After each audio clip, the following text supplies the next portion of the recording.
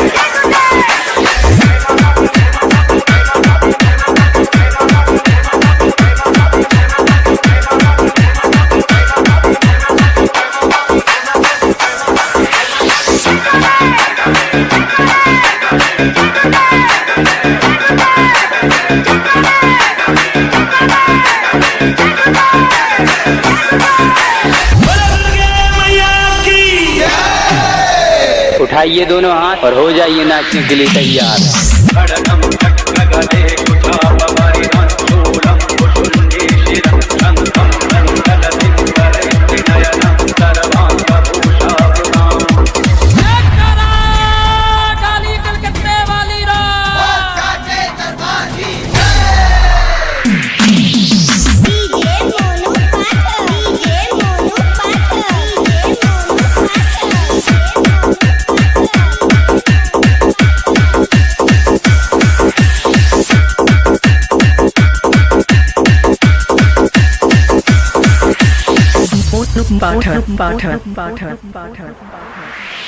इसे कहते हैं 100 सुनार की तो एक लोहार की।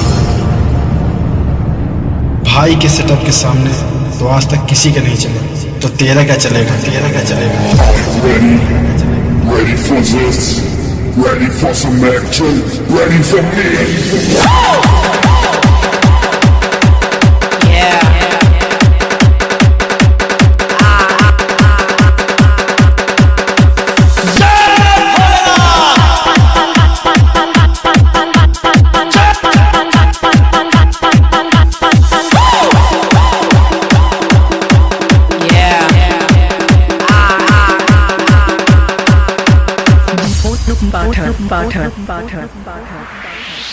राजू डांस बराबर करने का रे बाबा, रुकने का नहीं क्या?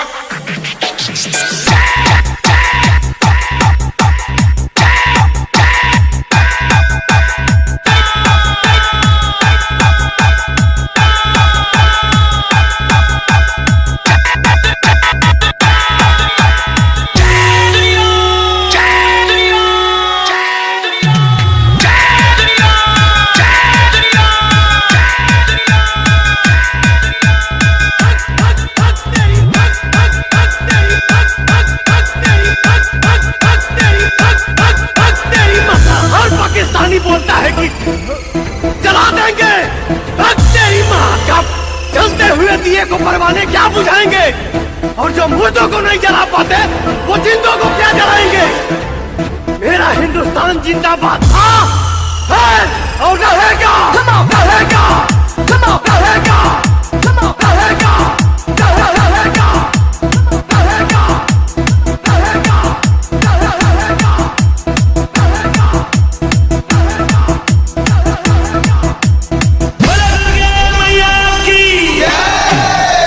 उठाइए दोनों हाथ और हो जाइए नाचने के लिए तैयार।